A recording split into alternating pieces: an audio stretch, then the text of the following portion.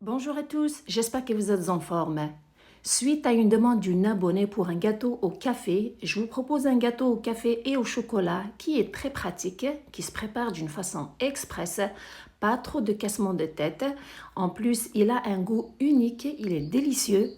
Je vous propose aussi un délicieux coulis qui l'accompagne, pas trop sucré. Ma chère Elena et tous les amateurs du café, ce gâteau est pour vous. Commençons par les ingrédients.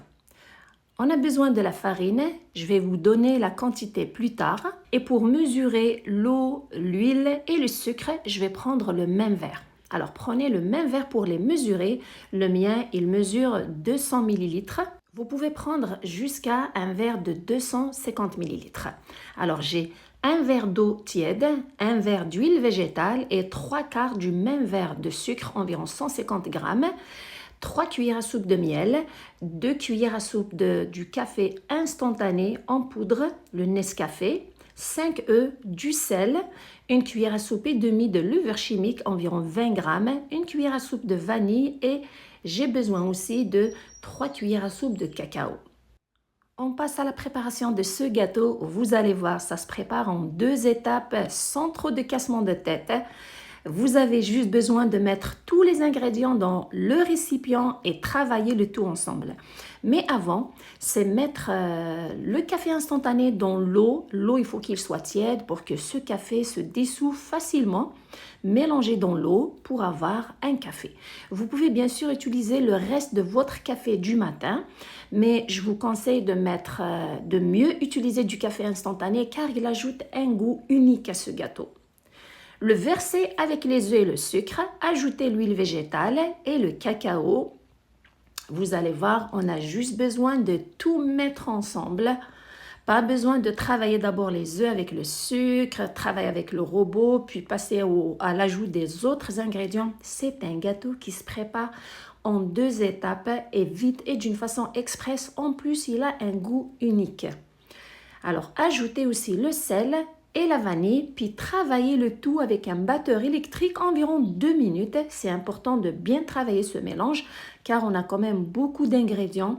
Donc, s'assurer de bien les travailler ensemble avec un batteur électrique pendant environ 2 minutes pour avoir un mélange qui est homogène et pour que surtout le cacao soit bien mélangé avec les ingrédients.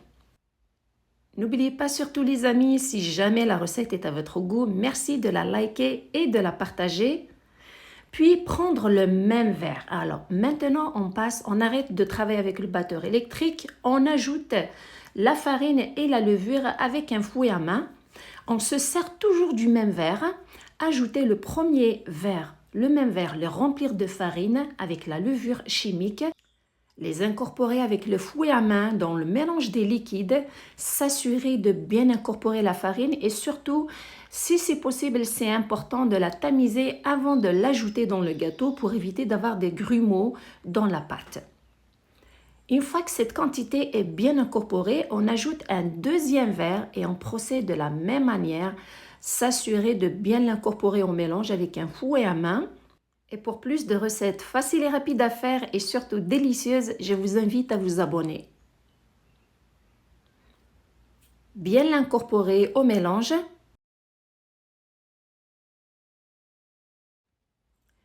Une fois que c'est fait, prendre le même verre et ajouter la moitié de celui-ci. Donc en tout, on a ajouté 2 verres et demi de farine. Il faut juste utiliser le même verre que vous avez utilisé pour mesurer l'huile, l'eau et le sucre. Donc, gardez le même verre comme mesure pour la farine et les autres ingrédients. S'assurez aussi de bien l'incorporer et vous allez obtenir un mélange qui est légèrement épais, qui a la texture que vous voyez sur l'image. Voilà, pour un gâteau qui est léger. Voilà. Une fois qu'on a cette texture, on passe maintenant à sa cuisson. Pour le cuire, choisissez n'importe quel moule de votre choix. Pour ma part, j'ai choisi ce moule rond avec un trou au milieu. Un conseil, si jamais vous utilisez un moule en métal, assurez-vous de le chauffer, de le préchauffer avant de faire cuire votre gâteau à l'intérieur pour que celui-ci ne colle pas dessus et pour que ce soit facile de le démouler après la cuisson. Donc, assurez-vous de chauffer votre moule dans le four quelques minutes, environ 10 minutes, le retirer, puis le badigeonner avec l'huile végétale, surtout sur le contour du trou que vous avez au milieu, le contour de l'intérieur, bien le badigeonner pour que votre gâteau ne colle pas dessus et pour que ce soit facile de le démouler après sa cuisson. Mais si vous utilisez un moule en céramique, pas besoin de le chauffer à l'avance, vous avez juste besoin de le badigeonner avec l'huile végétale.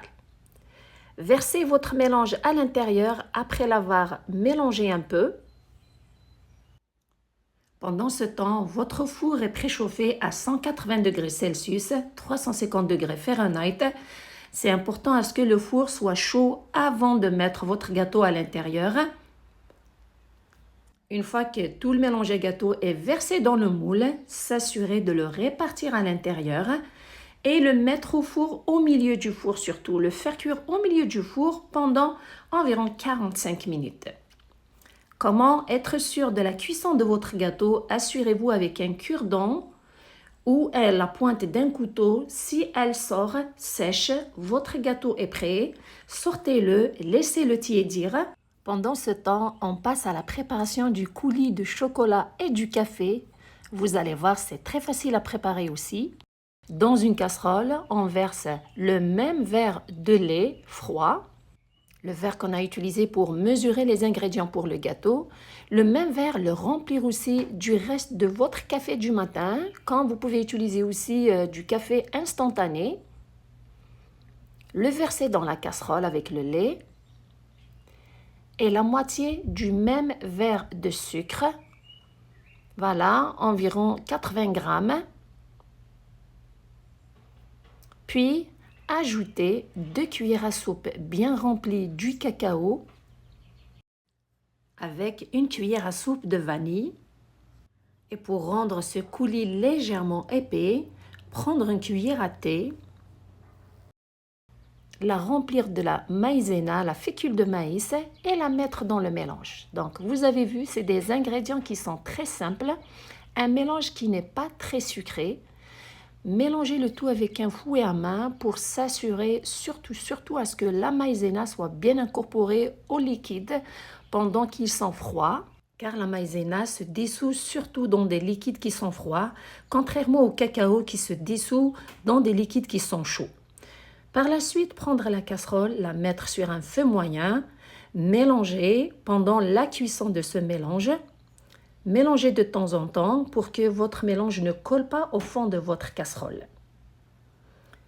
S'assurer de bien mélanger tout le temps de la cuisson. Une fois que ça commence à épaissir, mettre une pincée de sel pour rehausser le goût du chocolat. Bien mélanger, puis retirer la casserole du feu. La laisser sur le comptoir jusqu'à ce que le coulis refroidisse. Concernant le gâteau, vous pouvez le servir tiède avec le coulis qui est froid, quand vous pouvez faire le contraire. Le gâteau qui est froid, le coulis qui est tiède. C'est un délice. S'assurer de démouler votre gâteau avec la pointe d'un couteau. Le transférer dans un plat. Et surtout, l'arroser avec votre coulis de chocolat et du café. C'est un délice. Ce gâteau, il a un goût unique grâce au mélange du café, du chocolat et du miel qui lui donne un goût spécial. Et l'arroser surtout avec ce coulis de chocolat et du café, vous allez vous régaler. Un gâteau qui se prépare vite à travers des étapes qui sont simples, sans trop de cassement de tête, accompagné d'un coulis qui est délicieux, c'est un délice. Merci pour tous vos commentaires, c'est toujours un plaisir de vous lire et de vous répondre. Prenez soin de vous et à la prochaine!